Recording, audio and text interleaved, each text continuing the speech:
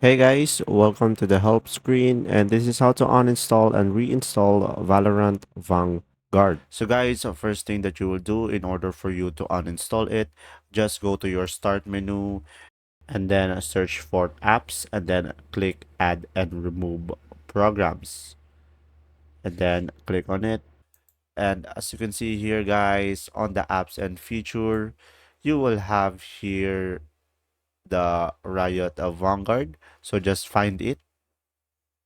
As you can see over here, just click on it guys, and then click on install. And then after that guys, you'll now uninstall your Riot of Vanguard. And after you successfully uninstall it guys, restart your PC in order for this to work.